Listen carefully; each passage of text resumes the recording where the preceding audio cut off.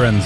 Thank you for tuning in today. I'm Henrik. This is Red Ice Radio. You can catch 3 new shows every week on our websites, redicecreations.com and redicemembers.com. You can also hear the first hour on Stitcher, on our YouTube channel, and we used to be on iTunes, but we were recently censored off of there, so you can no longer find us via Apple's iTunes podcast service. But you can still add our feed manually in iTunes on your computer and get the radio program that way. That's no problem, but you can't search and find Red Ice Radio in the iTunes store anymore. They decided that, you shouldn't hear the kind of material that we cover on this program. So there you go. Thanks, Apple. If you're on a mobile device, just get a good podcast app and add our feed that way. The free feed or the members feed, if you're a member or not, doesn't matter. And tune in that way. It's very easy. We do have some podcast app recommendations and full instructions on how to, pull this off in our FAQ on redicemembers.com. So check that out for easy access on iPhone, iPad, Android, Kindle, or Windows Phone. Our program today is on health and food. We have Nora Gedgaudas with us. She is a widely recognized expert on what is popularly referred to as the Paleo diet. She is the author of the international best-selling book Primal Body, Primal Mind, Beyond the Paleo Diet for Total Health and a Longer Life. She is also the author of the newly released book Rethinking Fatigue, What Your Adrenals Are Really Telling You and What You Can Do About It. She's also a highly experienced nutritional consultant, speaker, and educator. She maintains a private practice in Portland, Oregon as both a board-certified nutritional consultant and a board-certified clinical neurofeedback specialist. We do have a lot to discuss today on health, fat, protein, good food versus bad food, the bad effects of grain and farming overall, and of course, what to eat to be thinking right. Welcome back, Nora. Great having you back with us once again. How have you been since we talked last? It was a couple of years ago now. Yeah, it's been a couple of years, Henrik, but I'm thrilled to be back. I love this program. And I've been unbelievably busy. Just things are taking off in all different directions for me. And it's been good. It's all been good. I have a new book out, a new ebook. It's in an ebook format. That one basically talks about the impact of what a lot of people think of as adrenal fatigue or adrenal burnout, but it's bringing that whole subject into the 21st century and helping people understand it in the context of modern science, which most approaches to adrenal issues don't actually. Most approaches to adrenal issues are really based on 1950s science, which has actually proven not to be true. So we can certainly get into that later, but and I've been traveling a lot. I just did a month-long tour through Australia. Spoke to thousands of people in 7 different cities. It was a very successful tour. Touring with a celebrity chef there named Pete Evans, and we're sort of extolling the virtues of a Paleolithic way of life, modern day sort of approach to Paleolithic eating and lifestyle. And so, at any rate, I'm very happy to be here and happy to cover whatever it is that you would like us to cover. Definitely. Great. Excellent. Now, last time you were with us, we talked about Primal Body and Primal Mind, of course, your previous book, and focus on the paleo diet and everything else. And this is a really big topic, and I think it's really important as well, because it's funny, because it's kind of on a more cultural level as well. We've been looking back into history of our ancestors to see how did we live before, this modern world, ascended on or descended upon us, and Right. I wanted to bring you back again because, and get into some of your work in this as well, because it's so important the health issue is everything, really. If you don't have health, everything else is secondary, really. Taking care of yourself is the most important thing. It's from this position that you're, of course, first and foremost capable of even helping others, and especially, if you don't want to be a burden on others, either if that's due to your own poor choices of lifestyle, or if there's already being a burden on the already overloaded healthcare systems around the world, really. Right. But, a lot of people are not well, and this is not only something that affects your body, but your mind as well. How we think and how well we think. Yeah. But I wanted to discuss a bit more about the importance of the paleo diet, and especially a little bit later, we'll touch a little bit on the hormone issue as well. Something that a lot of people are struggling with today: too much estrogen mimickers, Yeah. chemicals, and even estrogenic foods like soy and grains and those kinds of things. But as an outset here, maybe you can just give us a quick rundown again on what the paleo diet is, what the ideas or philosophy, if we can call it that, behind the paleo diet is. Well, so basically, what we're talking about are it's predicated on the idea that anything that would have been available to us as food throughout the vast majority, nearly 3 million years worth of our evolutionary history, would have basically served to forge our basic physiological makeup, and it would have also basically have forged our nutritional requirements. And that anything that we can do to closely mimic the kinds of foods that would have been available to us in Paleolithic times and prehistoric times and pre-agricultural times would be a diet that would be recognized as most natural for our bodies. And that's just common sense. And to me, that is an essential starting place. It's not an end point. It's a starting place to look at that. Of course, the subtitle of my book, Primal Body, Primal Mind, is Beyond the Paleo Diet for Total Health and a Longer Life. Mm.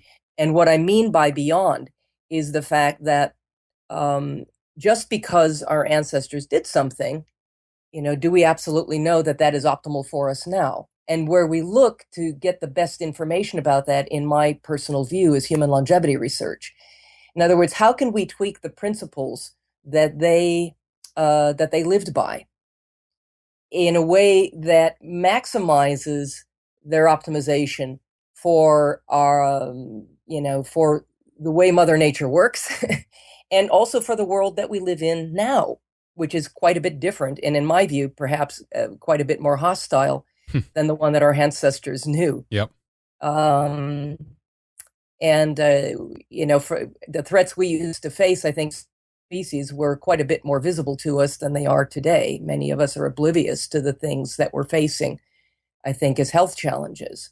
And you make an excellent point about health being central to everything, because right now, I mean, even economically, here in the United States, the number one cause of bankruptcy is a bad diagnosis. Yeah. So, and really, if you have that bad diagnosis, um, does do you really care what the banksters are doing? Do you really care what's happening anywhere else in the world? Exactly. Yeah. And there are all sorts of hidden costs on all kinds of levels. I think a lot of people become really cynical about the whole health issue, partly because there's so much conflicting information, about what does and doesn't constitute a healthy diet. So people throw up their arms and say, well, you got to die of something. I'm just going to eat what I want to eat. But they're not thinking it through. I think people have this subconscious imagining that they're going to be walking along munching on their McDonald's or some Krispy Kreme or something like that, and then they're just going to fall over dead, and that'll be the end of it. So what? But it's not, usually that clean and cut and dried. Do you really want to end up with a diagnosis of cancer? Do you want to end up with a diagnosis of diabetes and have to prick your finger every hour to figure out what's going on with your blood sugar and shoot yourself up with insulin, and face things like you know amputations of various body parts?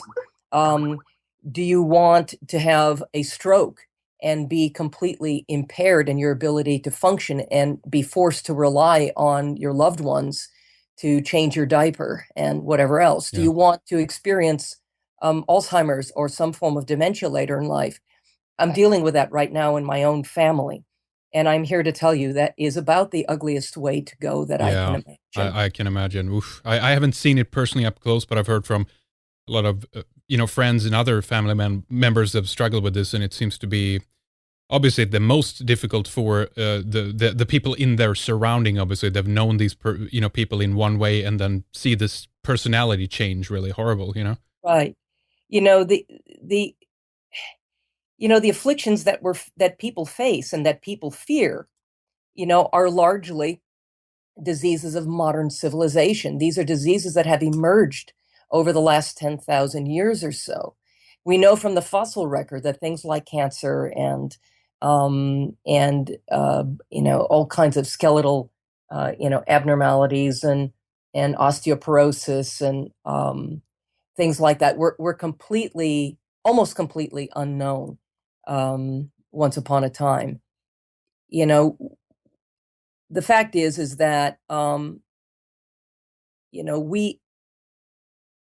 we began to suffer the ill effects of diet the day that we adopted agriculture. Hmm. As and we went for 100,000 generations, not 100,000 years, which would be plenty long enough, but we're talking 100,000 generations eating a diet that was basically a hunter-gatherer based diet, and mostly hunter, it turns out. Yep. In other words, we've had a diet largely based in animal source foods for the vast majority of our evolutionary history. Now, this is really, really well established through research that's been done at the Max Planck Institute of Evolutionary Anthropology in Leipzig, Germany. A guy by the name of Professor Michael Richards has been doing research there for quite some time now, something called stable isotopic research of human bone collagen, where they take remains found from human fossil record throughout our evolutionary history and analyze it to determine what exactly it is that we were eating. And we can look at that with a fair degree of precision now. And this is using something called a ratio mass spectrometer. It's a technology that's been around for more than 40 years, and it's well established. There's nothing woo-woo about this. There are no hidden agendas in this research at all. They're just taking an honest look, what did we eat, what didn't we eat? And what they found was that through the vast majority of our evolutionary history, not only have we been mostly carnivores, but we not and high level carnivores, but actually even higher level carnivores than wolves, foxes, bears, or other carnivores of those time periods. And I think what I personally think what we could probably attribute that to was our ability and the technology that we developed in order to be able to hunt things like the Pleistocene megafauna, for instance. You bring down a woolly mammoth and you've got a family barbecue that's going to last about a week. you know and people, everything is feast or famine, so Yeah. whatever we would have killed, we would have eaten, and there would have been an enormous amount of fat that we would have consumed along with the protein that we consumed back then, and that fat served to radically accelerate the development of the single most distinguishing human organ, which is the brain. And we can attribute the size of our brain to the meat and especially the fat of the animals that we hunted throughout our evolutionary history.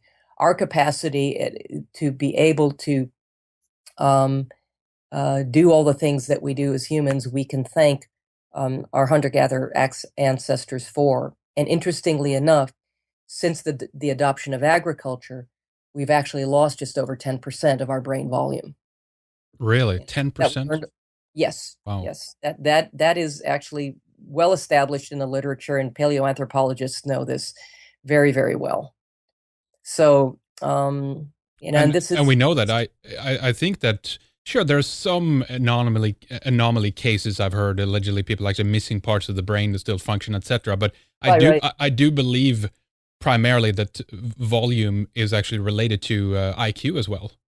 Yeah, to some degree, the studies seem to suggest that it is, and there have been, some recent, papers published about that just last year. I'm trying to think here if I have that. Well, I don't know if you need the citations, but there was a study published just last year, and there was another one in 2008 called "The Decline of the World's IQ" Yeah. in the journal Intelligence, and the case is actually pretty well made. There's some out there claiming that, well, no, it's we've just our brains have simply become more efficient. Which these are the same people that probably like to argue that size doesn't matter, which Right. we know that sometimes it does. Um, so, uh, you know, but that's not certainly the only thing we have to be concerned about. Um, that when we adopted agriculture, we actually began to experience very rapid declines in not just our brain size, but also um, our our physical stature Yes. has diminished. We've begun developing many more um, chronic and degenerative diseases. We've begun. Um, um, I'm scanning here to try to find a citation. Yep. Um, It's like we've become domesticated, for the lack of a better right. term, right? Well, yeah. I mean that's certainly an argument can certainly be made for that. You know, you know, we're led to somehow believe that that the development of agriculture was some kind of advancement that gave us the gift, quote unquote, I'll put quotes around that, of civilization. Mm. When in reality agriculture caused a lot of ills on many levels when it comes to our health. Grains and legumes have always shown some detrimental effect upon human health since their earliest adoption in ancient Samaria some 10,000 years ago. And these adverse effects seem to be growing increasingly evident over time. I mean, again, we lost stature, we lost bone density, we lost dental health, and we also began developing things like birth defects and skeletal abnormalities and vitamin and mineral deficiencies, malnutrition. Certainly, again, the beginnings of what might be called the degenerative and other diseases of modern civilization. And now we're seeing infertility and things like this on the rise, you know? Right, exactly. Interestingly too, there's a researcher named Alessia Fasano who's a Harvard researcher, probably the world's foremost expert on celiac disease, who has said point blank a number of times and in a number of places that no human being on earth can even digest the protein in grains. Hmm. And this 10% loss of brain volume since we adopted agriculture is anything that what I would call an evolutionary trend. So, we um, we didn't need grains to develop any sort of sophisticated or advanced society. You are, of course, very familiar with the whole discovery of Göbekli Tepe, in Yeah. Turkey. Yeah. This ancient society that was every bit as sophisticated as anything from ancient Sumeria or Mesopotamia, and about twice as old. But the advanced civilization there that created this incredible site, they were still 100% hunter-gatherers. That's They were right. not agriculturists. Yeah. So, you know, there's been no greater natural disaster wrought upon the planet or human health than modern day agriculture, honestly. We went from working an average of 3 hours per day as hunter gatherers and living in a state of relative freedom to working in a fairly egalitarian societies as well, a lot of the time, and then suddenly we're working, 8 or more hours a day with backbreaking labor in the fields for what amounts to a nutritionally inferior food, grains. Why? Well, I think that we may very well have become addicted to them. I mean, apart from the morphine-like compounds in grains like gluteomorphin and protonorphin, which again, the effects of which are well known among immunologists, they definitely light up opiate centers in the brain. The starch itself lights up opiate centers, opiate receptors in the brain. But we also Interesting. figured out that we could make beer. And, the ancient Sumerians, credit their gods that they called the Anunnaki for this. And so there were a lot of very tempting things, perhaps, about grains, and it also, I think, allowed for the development of, ruling class hierarchies, which we can all be thankful for too, right? Right. Yeah. So, but the whole domestication issue is sort of interesting.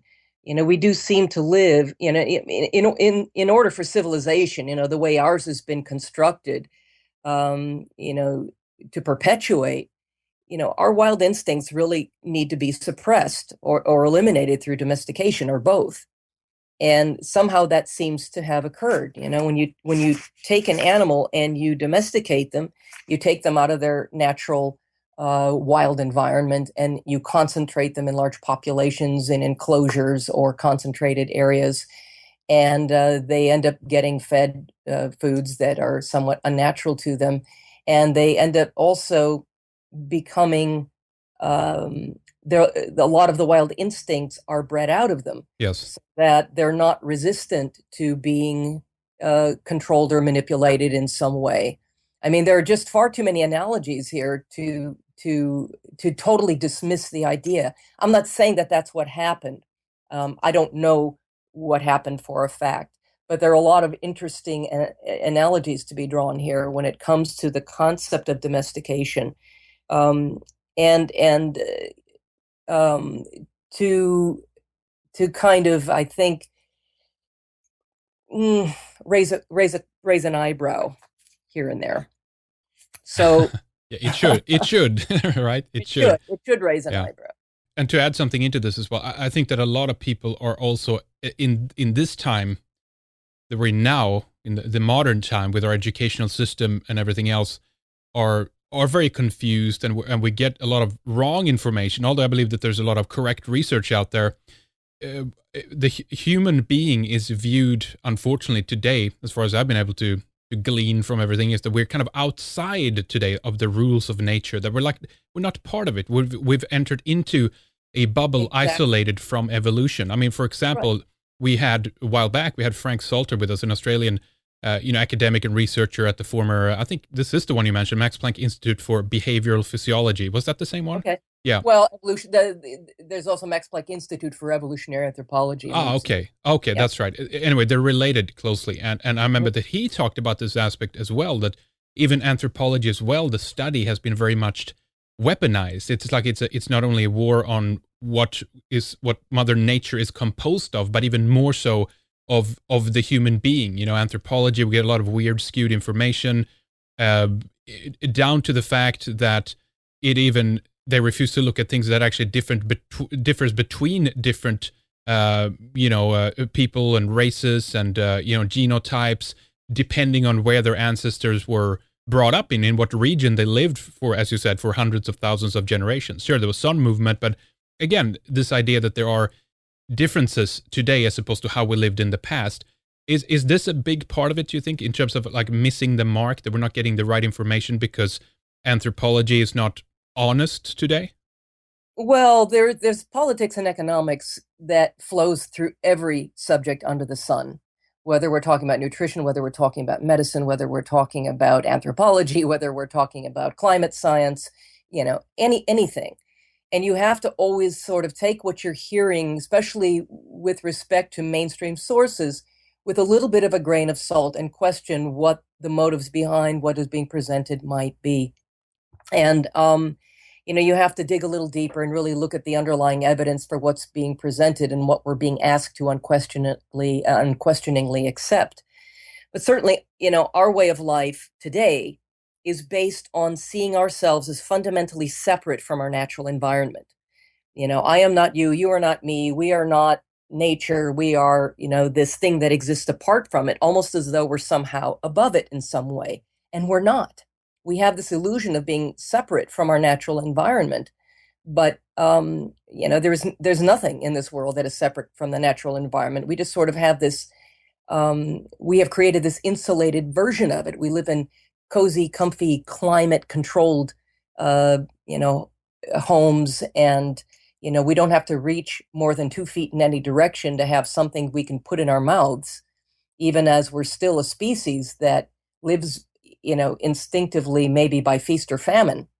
Nowadays, we have this unnatural access to this unnatural abundance of food and, dare I say, food-like substances that, that there are no breaks on any of it. You don't even have to get up off the couch to get something to eat. You can pick up your cell phone and call a pizza delivery service and have them, bring it right to your front door. And if you left the door unlocked, they can deliver it to you sitting right there. So Yeah, It's true. Yeah. This is the world we live in. I Yeah. pass something like 15 fast food joints on my way home from work every single day, and I don't know how many convenience stores and restaurants, and um, it's insane how we're being asked to eat, but Yeah. or how easy it has become for us to adopt this to adopt a diet based on convenience as opposed to a diet based on meeting our nutritional requirements as a species. And and it's not just a diet of convenience. We've also been conditioned to think about food as primarily a nutrient devoid source of entertainment, Yeah, exactly. Yes. um, as opposed to nourishment. The focus today is on taste and texture and how fun a food seems and how convenient it is, as opposed to its nutrient density and its intrinsic value to the way that we were designed. We've had no more than about 500 generations now. I mentioned 100,000 generations on what could be termed a paleo diet. And I realize it's not just one type of diet, right? Yeah. There are many, many diets throughout history in many areas of the globe that we occupied, many different ecosystems, different things that were available. But there are some underlying principles that are consistently true among the diversity of these different approaches, if you will, to Paleolithic eating. But then we adopt agriculture, and this is less than 500 generations, less than 0.4% of our entire evolutionary history. And we have genetically transformed no more than maybe 0.005% since that time, Mm. and not in a positive way. Right. Yeah. Yeah. So, It's such a rapid change, and and as you say, it's so recent, and I mean, even look at it in terms of obesity. We've developed obviously a taste for yeah, salt and sugar and fat to a certain degree as well, because these were scarce in the environment we were were living in. But today, of course, with that easy access to it, this is now that genetically or evolutionary developed taste for something is now working towards our detriment, and this is something we have to control with our intelligence, but that seems to lack in certain aspects as well. yeah, it does. It does. I mean, in my mind, there can be nothing more ridiculous than the assertion that every man, woman, and child should be consuming, according to government guidelines. And it's not just in the US, it's throughout the world. They're all these so-called food pyramids are pretty much the same wherever you go, where governments are making these recommendations. Governments that if, with the nature of your show, I can throw out this conspiracy theory that are, governments that are basically the employees, if you will, of multinational corporations. Sure. Yeah. Um, Yeah. so, the idea that we should all be consuming 6 to 11 servings of grains per day, according to the stable isotopic research, there's no evidence to suggest that grains were ever, throughout any part of our evolutionary history, any significant part of the human diet. In fact, the stable isotopic evidence is more or less zero for that in the fossil record. I mean, it's not that we didn't ever eat it. Obviously, we must have known those things were edible to us in some way. Otherwise, we never would have adopted them as an alternative food source. But um, but the idea that grains have always been a part of the human diet just simply isn't true, or a significant or meaningful part of the human diet. That was just simply never the case. No human people group in the whole evolutionary history of the human species, in fact, has ever eaten a diet remotely resembling what the modern day government guidelines, generated mainly by politics and economics, suggest is optimal. And furthermore, grains and legumes are what they feed to cattle to fatten them up. I mean, we Yes. can all take a hint from that with the skyrocketing rates of obesity. It's not just grains, too. It's obviously things like high fructose corn syrup and the increasing levels of carbohydrates and refined carbohydrates, both, in the diet. But given these preposterous, and exponentially rising rates of obesity throughout the entire industrialized world, it seems that we kind of need to take this as a hint of what government guidelines have been doing for us all along. Even the grain that we did eat have obviously gone through many changes as well. I mean, we can think back for what was it when they found Ötzi, the Iceman there in was it Oh, yeah. the Swiss Alps? He was found. He lived about 3,300 BC. Uh, Yeah, you're right. Yeah, it was something about like that, right? 5,000, I think 5,300 years ago. And he was Um, found with some of the einkorn, right? There was like certain grains in there, but it was still that's very different than what we have today. You know, well, and interestingly too, Otzi, he was a complete medical mess. Um, Otzi was not exactly, he was a post-agricultural human. He did some hunting and gathering, but they found, his last meal showed that he had, grains in his teeth. So, um, and he suffered severe, he had arterial sclerosis. He had severe dental problems. Just his mouth was just filled with cavities, interesting. Huh. and yeah, he was anything but a healthy specimen of a human at the time of his death. I believe, he was arthritic as well. He had a lot of things going for him that weren't anything that we would want going for us. So, Yeah. Hmm. yeah. That's interesting. Yeah, I didn't know. I didn't remember about the various diseases he had attracted. I guess my point there was that sure there was some component of that, and certainly I believe we have to go way back to get the real true diet, if you were. But my point there being that even the wheat itself, for example, have developed even as late as in this. And now we get the GMO question, of course, in itself, which is just horrendous. But in the Right. '70s, That's we an had amplifier. That's just amplifying everything. exactly, you know, but we had the advent of the dwarf wheat strain, for example, and it's got just Mhm. progressively worse and worse and worse. And again, look at the amount of cancer we have, epidemics, you know, even Right. even Alzheimer's, as you mentioned. We could talk more about that later. What is some of the potential preventative measures we can take against these kinds of diseases? You know?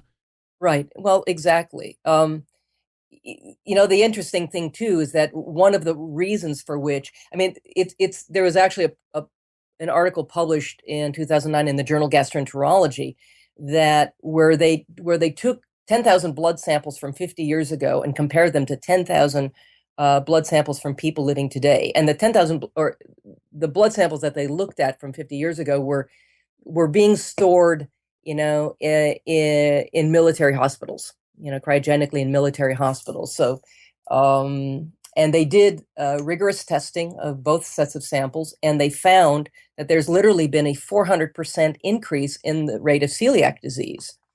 Um, and and of course, celiac disease is only maybe 12% of what constitutes the greater phenomenon, and also well established within the immunologic research of gluten immune reactivity. It goes way beyond celiac disease.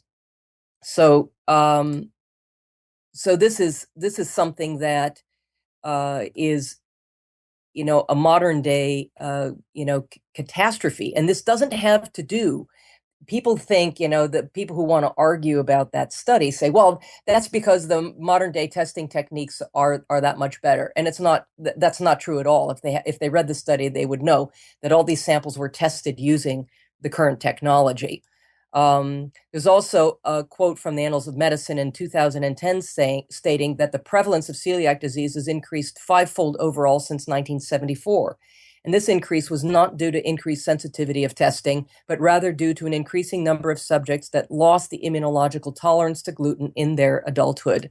Wow. Yeah. And maybe 1 to 3 people of everybody suffering from some form of gluten immune reactivity is ever even diagnosed.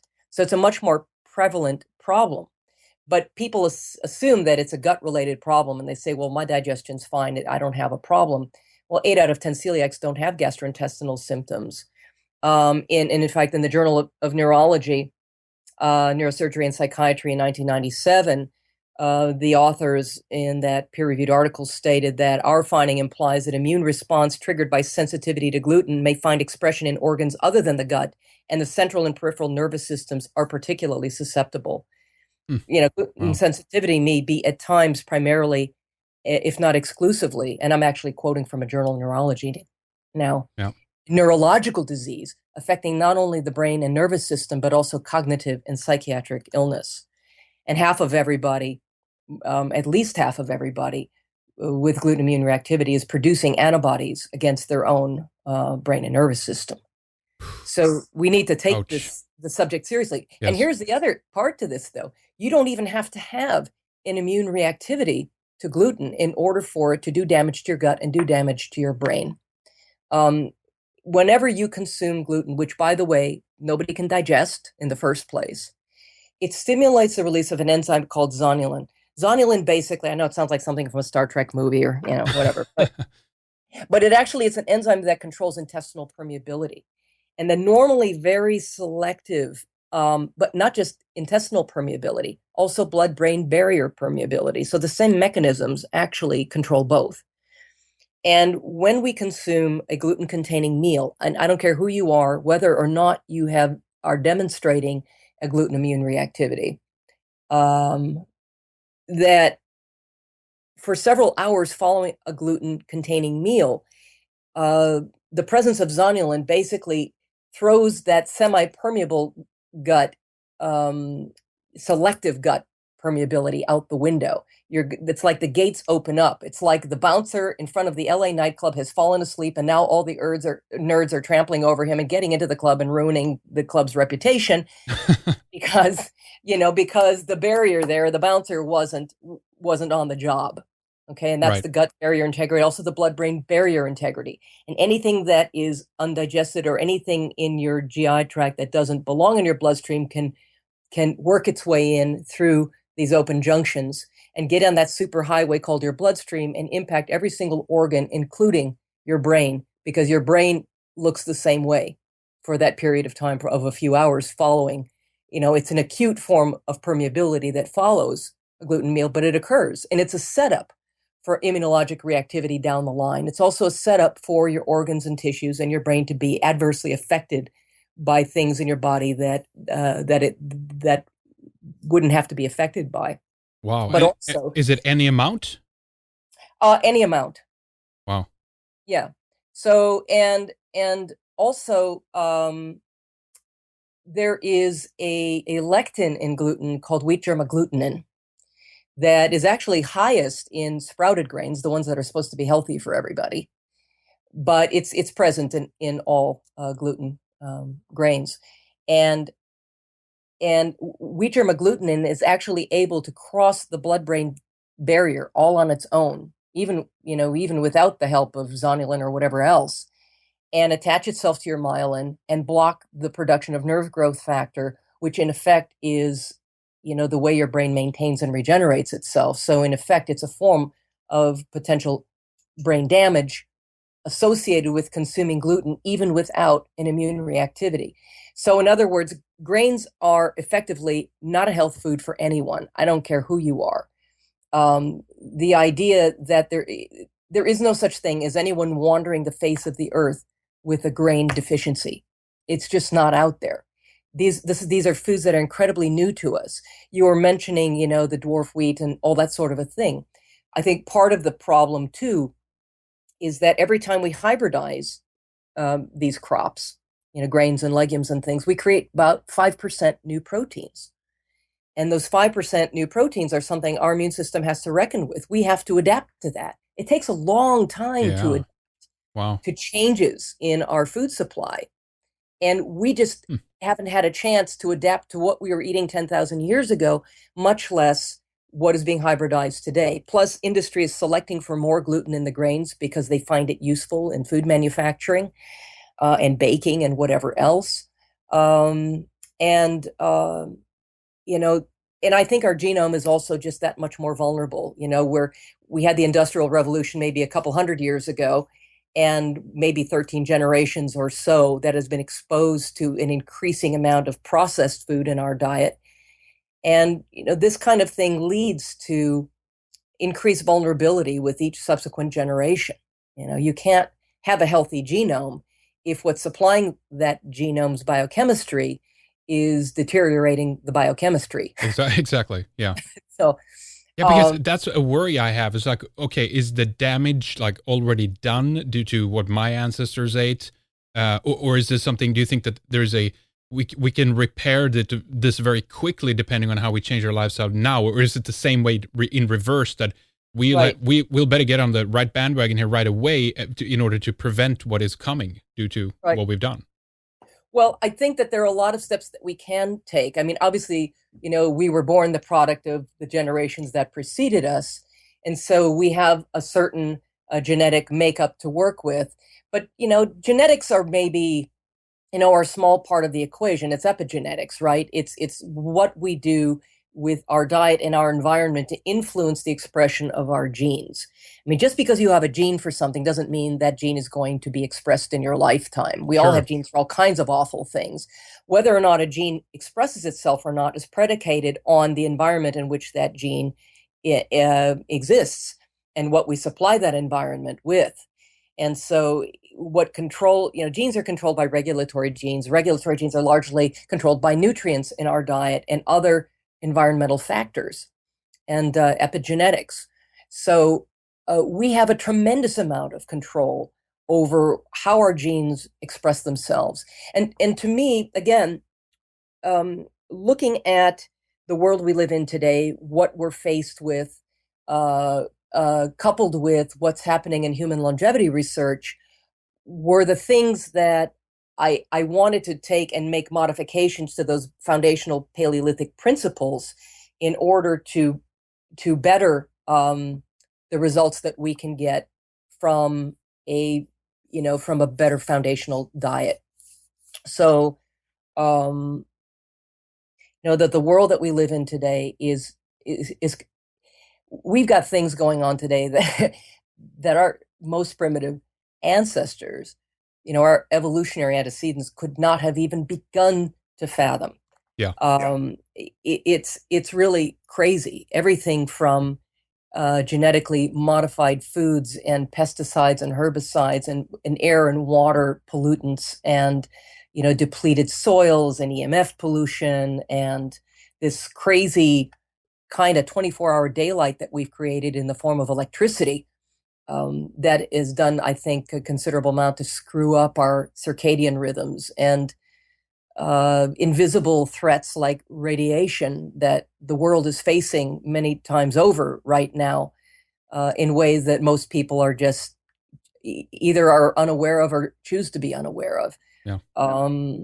And this change, to a more sort of industrialized food supply, together with the kinds of stresses and pressures we put ourselves under in modern times. I mean, our ancestors would have thought we were nuts for putting on gym shoes and spending hours on a treadmill at a gym, much less, working, 40-hour work weeks and everything else that we do nowadays. We subject ourselves to massive amounts of stress that are completely unnatural to us. And we reap the consequences of that as well. That adds to our vulnerability in very precarious times. So if you can't afford to be sick, and I don't know who can on any level, you can't afford to not eat optimally well as a way of taking control of one little piece of things that we still have at least some control over.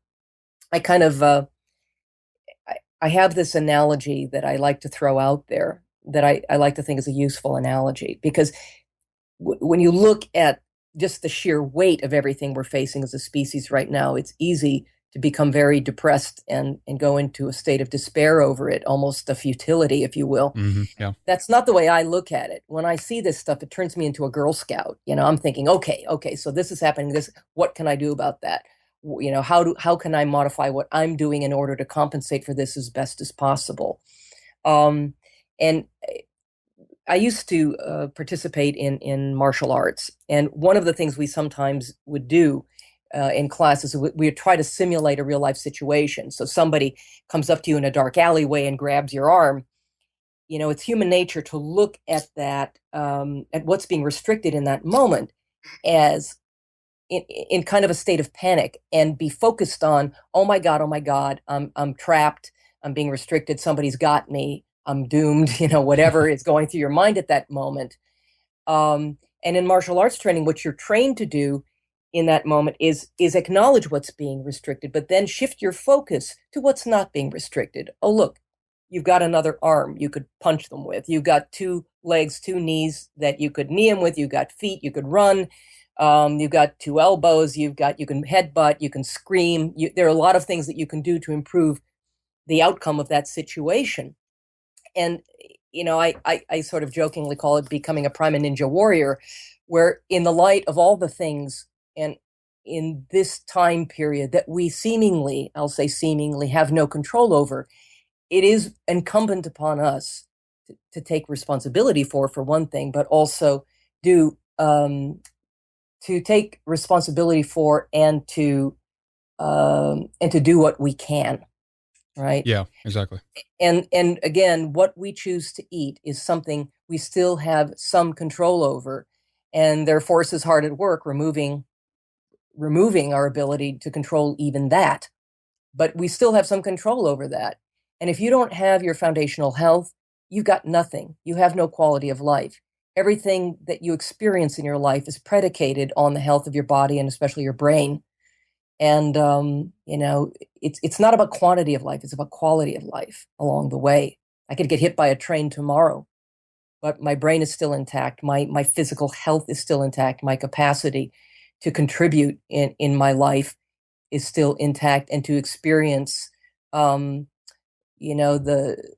love and care of those around me, and anything else that makes life worthwhile and meaningful is still within my grasp, and that's what matters. Yeah. Yeah. Oh, yeah, So definitely. Now, wanted to ask you here a little bit as well, because there's so many more things I want to ask you and talk more about in terms of the foods, of course. There's this huge anti-fat trend right now, and the longevity research in itself is something I want to touch upon later. But what I thought we could do is let's tie stress into this a little bit before we wrap things up with the first okay, hour. And that way we can kind of talk a little bit more about your latest ebook, Rethinking sure. Fatigue. What are some of the consequences of stress, and how does that tie into the adrenal system and the way the way people live their lives today, and how is this draining us and working against us health wise? Right. Well, again, we live in this profoundly and abnormally stressful world today in modern times. And of course, your stress management capacity is going to either make or break, your health or quality of life. You can be seemingly doing everything else right, even eating a good diet, but stress alone, especially if it's mismanaged, can totally unravel you. And a typical stress reaction literally generates a cascade of about 1,400 biochemical events in your body. And managing those reactions is pretty essential toward optimizing your health, but also your aging process and your brain function. What stands, between that sort of modern day, if you will, stress monolith and our health is in significant measure the health of our adrenal function. But unfortunately, adrenal related issues are really pretty poorly understood by most people and even a lot of natural healthcare providers in this day and age. And they're often still based on a very outdated 1950s model of stress physiology that was originally presented by a scientist by the name of Dr. Hans Selye, who was a Canadian endocrinologist who he was actually nominated close to 10 times for the Nobel Prize. So he wasn't any kind of slouch. But he had this sort of theoretical model of stress physiology that it turns out, when you really look at things in the light of the 21st century day, just doesn't really bear out to be true. Um, but our adrenals are our stress hormone factories, and they're poised to respond to the stressors we face or the stress, that we impose upon them. And I'm inclined to say that stress isn't really what happens to us, it's how we respond to what happens to us. Right. So to Yeah. me, that's the important thing to remember. And stress can be either or both physical or emotional or even physiological. Certainly the effect is always going to be physiological. But they're there, our stress hormones are there to keep us alive, and they're there to help us deal with emergencies. So we're actually not meant to live in a perpetual state of emergency. And our stress hormones are actually designed to work in a much more kind of punctuated fashion, if you will, mainly under particularly challenging or maybe threatening circumstances. So they rapidly raise our blood sugar levels up, which is our version of rocket fuel, and that's designed to give us the shot of energy that we need to deal with that emergency, like for instance, needing to outrun something like a cantankerous woolly mammoth or a saber-toothed tiger or maybe an ugly blind date or whatever. you know, but small amounts of hormones like cortisol are also necessary for other things. So cortisol isn't all bad. We need it to maintain a healthy gut lining. It helps us manage stress in our lives in small amounts. Too much or too little can be problematic. But our bodies and brains were really only designed to handle so much at a time. We're not supposed to be marinated in cortisol 24/7, much less on an ongoing basis. We're actually designed to be functioning in this calm, relaxed, parasympathetic state 99.99% of the time, and our brains especially so. And our nervous systems are supposed to be operating in this relatively relaxed, calm state throughout the majority of our lives. And we're maybe designed to be in a state of sympathetic arousal, I don't know, 0.1% of the time, when the shift into survival mode is called for due to some obvious emergency or need for physical exertion or whatever have you. But unfortunately, this whole thing has flip-flopped. And most of us are actually being chased around by cantankerous woolly mammoths and saber-toothed tigers 99.99% of the time. And then the other, 0.1% of the time, if you're fortunate enough to have the luxury of this, mythical thing called a vacation, you can travel to an exotic location with white sandy beaches and swaying palms, and you can be there just long enough to stress out the natives and then head back to the state of chaos that you call your life to resume that chronic state of self abuse. But our ancestors never would have comprehended that way of doing things, and our bodies and brains just simply aren't designed for it. So it's a very, very real problem. Yeah. Now, the model that Selye presented in his theories were of sort of a chronic progressive stage of adrenal exhaustion based on exposure, the amount of stress that you're exposed to over the course of your life. So as you're increasingly exposed to stress, that the adrenals, shift from kind of an alarm phase where the cortisol gets really elevated or high, and then over chronic exposure to stress, then you move into a resistance stage where it can be either high or low. And eventually you go into this exhaustion stage where cortisol becomes chronically depressed. And then, you're pounding the last nail in the coffin because your adrenals are two smoldering little nuggets and they're gone. And it turns out that just isn't the way that it works. Now, one thing that is true about what he said was that, cortisol is released as part of kind of a generally predictable daily circadian rhythm. It's highest in the morning when we first get up, and it tends to decline, gradually decline throughout the course of the day, and it should be at its lowest level during the night when we're sleeping, which makes sense. But basically, most of what's thought of as adrenal dysregulation isn't glandular at all. And Selye's model was basically a glandular model. And that's part of what I refer to as sort of a myth around this. Your adrenal glands are basically two little tiny hormone factories sitting on top of your kidneys. They literally do what they are told to do by your brain. Mm. And if you're experiencing dysregulation, one of the first places to look, not the only place to look, but one of the first places to look is brain-based mechanisms and brain-based dysregulation that result in faulty signaling to your adrenal glands, or maybe a poor integration of your cortisol rhythms. And, the brain, there was a study in Physiology Reviews back in 2007 by a guy named Bruce Sherman McEwen, who's done a lot of research around this. And I have another influence as well with respect to some of this research, a man by the name of Dr. Datis Karazian, who's very much an expert on the brain and nervous system and how it relates to endocrinology. But Bruce McEwen in this study says the brain is the key organ of the response to stress because it determines what is threatening and therefore potentially stressful, as well as the physiological and behavioral responses, which can be either adaptive or damaging. So what I've found is that there are 4 different areas of the brain. And by the way, I've been working for 20 years, in addition to having this passion for nutritional science and looking at diet and health from an evolutionary perspective, which is to me the only rational way to look at it. Yeah.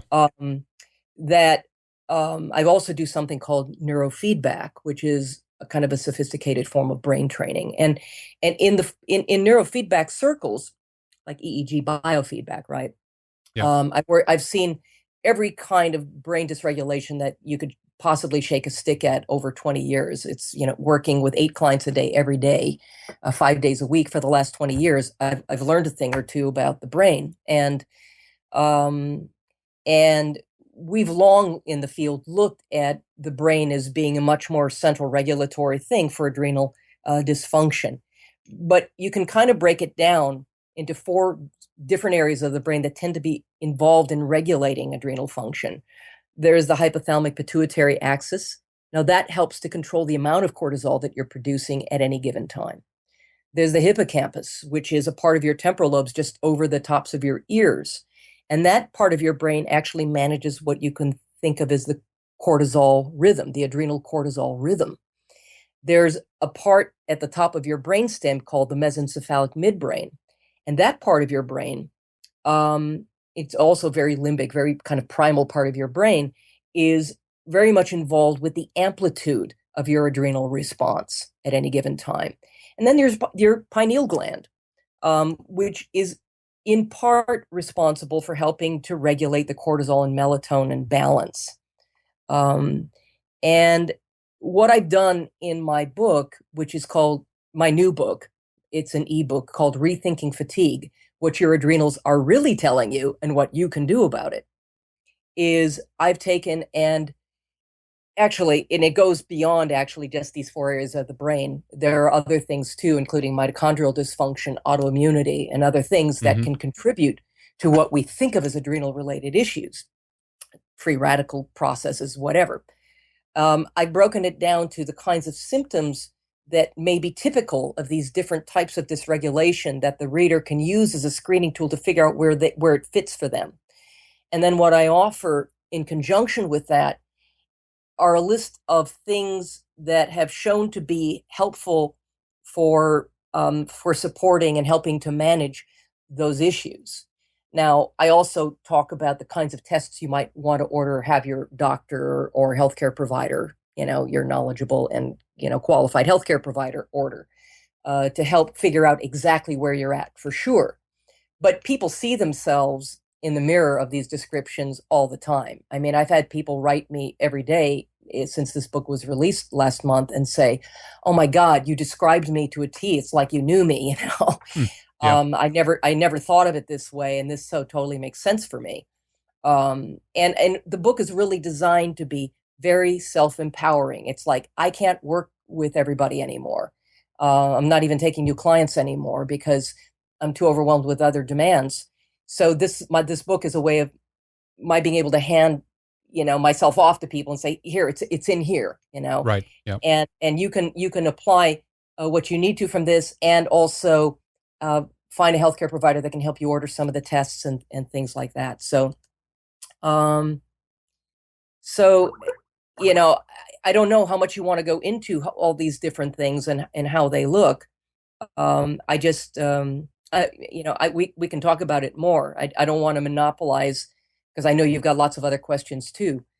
But um, I think that chronic fatigue and or issues of feeling people suffering from chronic states of anxiety or exhaustion or um, brain fog, or people who just can't seem to get it together and function in any kind of, not just even peak capacity, but even functional capacity, Yeah. um, is a really kind of endemic problem to modern day life.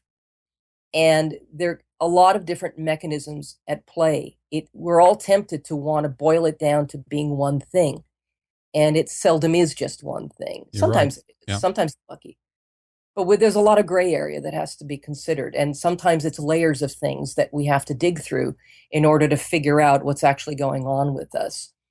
And when I wrote Primal Body, Primal Mind, it's like 15 books in one, at least, I don't know, um, where you're talking about the paleo diet, you're not just talking about one subject, as we were talking about before we came on the air. We're literally talking about 20 or more different subjects, Yeah. any one of which is going to be extremely involved, many of which are going to challenge many mainstream assumptions. And so lots of groundwork has to get laid in order to kind of make the case for why everybody needs to kind of take the subject seriously and consider this approach to eating. as something quite a bit more optimal than what we're told. Um, and I know that there are the arguments out there that our Paleolithic ancestors, oh, they all died when they were 30 or 40 anyway, so they didn't live long enough to develop diseases the Right. way Yeah. you know, which look, when we adopted well, for starters, when they talk about average age of mortality, when they're discussing those statistics, that's what they're talking about are averages that are taking into account infant mortality. And you also have to consider the fact that our ancient ancestors, they weren't living in climate controlled environments with all kinds of contrivances to to insulate them from heat or extreme cold or discomfort in some way. It's They were amazing they really out there. lived as long as they did. I mean, some tribes walked along the ice sheet hunting. It's like Right. extreme environments that had tremendous pressure on the body. And I think that if they would have had a diet we have today, they wouldn't even have lived 10 years. As you said before, we wouldn't even be here today if that was the case. Right. Well, as a matter of fact, we're very much creatures of the Ice Age, but the Ice Age isn't just about snow and ice, as I'm sure you're well aware of. Ice Ages were about extremes, extremes of cold, extremes of heat, drought, wildfires, floods, Yeah. um, megastorms, and also very widespread volcanic activity that would have, had a major impact on the growth of available, especially edible vegetation and things like that over many, sometimes many millennia. Um, and so, we really were very much forged by the extremes of the environment that we evolved in. And we've been living for the last 10,000 years in an unusually temperate time period. If you go online and you look at, I actually have a diagram representing what is called the Milankovitch cycle. Oh yeah. Mm-hmm. In my book, and I know you've had guests that have talked about this before on the air, and it shows the predictability of glacial advance and glacial retreat. The data points go back at least 420,000 years or so, but you can see it's just predictable as clockwork over usually about every 11,500 years, we're shifting into either a period of glacial advance or glacial retreat. But there are also cycles within these cycles, sometimes lasting 100,000 years or more. So, and this is all related to Earth's relationship to the sun and also solar activity. And what you look at when you look at that graphic depiction of the Milankovitch cycle is you see that for maybe not more than about 10% of the last 500,000 years alone, we've had average global temperatures. Now we're talking average, right? Global Mm-hmm. temperatures of about 0 degrees centigrade or way below that in some instances, which wouldn't have necessarily radically changed what was happening in equatorial regions during these time periods, but would have influenced that some, but would certainly have influenced the nature of what kinds of extremes we were facing in terms of climatic challenge during those times and volcanic activity and things like that, which definitely were experienced in the tropics as well. Yeah. So, and when you look at the last tiny little, almost insignificant looking blip at the right hand of that graph, what you see is the encapsulation of the entire time period that we think of as human civilization. It's this tiny, tiny little heartbeat, not even on on that time scale. And we think of the world we're living in today as, is always pretty much like this. Maybe it was colder at times. So what? We threw on a few furs, we were fine. Um, and we don't realize what kinds of extreme forces really shaped our genome. And we're still that same, genetically. By and large, we're still, that same being today. Exactly. Yeah. Yeah.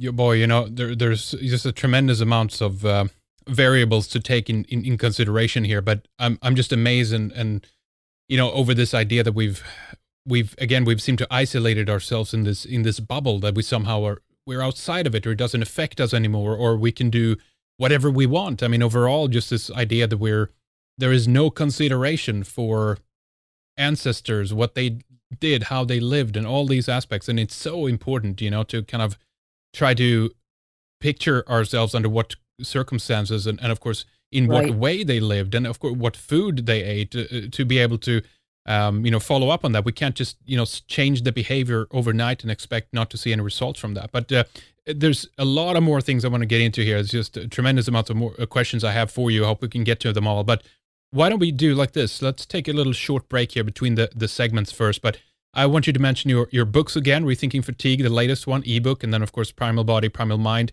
And give us the website that you have for these and where people can go to pick up copies. Well, the new ebook, the newest book, is called Rethinking Fatigue: What Your Adrenals Are Really Telling You and What You Can Do About It. And that and my other book, Primal Body, Primal Mind: Beyond the Paleo Diet for Total Health and a Longer Life, are both available through my www.primalbody-primalmind.com website. You can go there and the links are there.